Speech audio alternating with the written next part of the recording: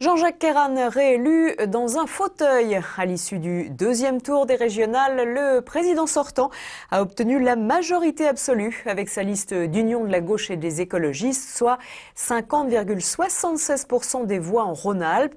L'UMP Françoise Grossetête, elle totalise 34% des suffrages. Quant au Front National mené par Bruno Gollnisch, il dépasse les 15%. Comment les Rhodaniens et les Lyonnais ont-ils voté? Le détail des résultats avec Bertrand Frachon. L'ancien patineur Gwendal Pesra qui a rallié Jean-Jacques Kérane avait le sourire. Hier soir, le président sortant de Rhône-Alpes est en effet réélu tranquillement dans le Rhône. Il totalise 50,22% des voix contre 35,7% pour son adversaire UMP Françoise Grossetête et 14,08% pour Bruno Gollnisch. Des résultats dont se félicite évidemment Jean-Jacques Kérane.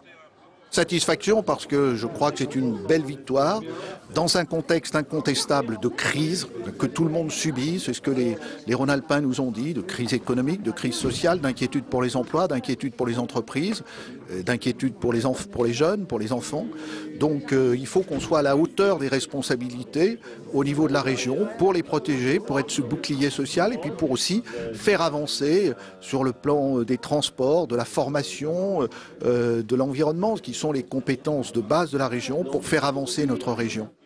À l'échelle cette fois de la ville de Lyon, les résultats sont les suivants. 54,09% pour Jean-Jacques Kérane, 35,5% pour Françoise Grossetête et 10,3% pour le Front National.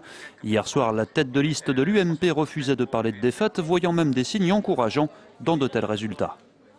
Étant donné qu'on était dans une situation de triangulaire, je n'ai jamais vu qu'on puisse gagner une triangulaire quand c'est une triangulaire à droite, bien évidemment.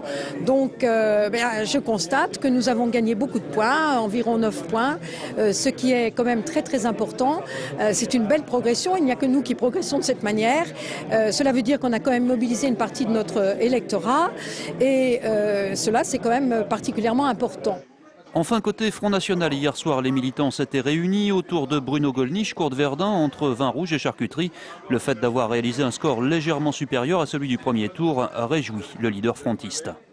Ça prouve qu'on progresse, alors que tout le monde avait dit qu'on se tasserait et que la dernière fois, entre les deux tours, on avait perdu 3 points.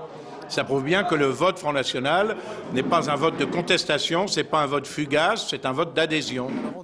Mais quels que soient les motifs de satisfaction, voire de consolation trouvés hier soir par la droite ou l'extrême droite, la victoire de la coalition socialiste écologiste Front de Gauche est évidente avec des percées dans certains bastions conservateurs. À Caluire, par exemple, Jean-Jacques Kérane devance de 4 points Françoise Grossetête en obtenant respectivement 46,2 et 42,4%.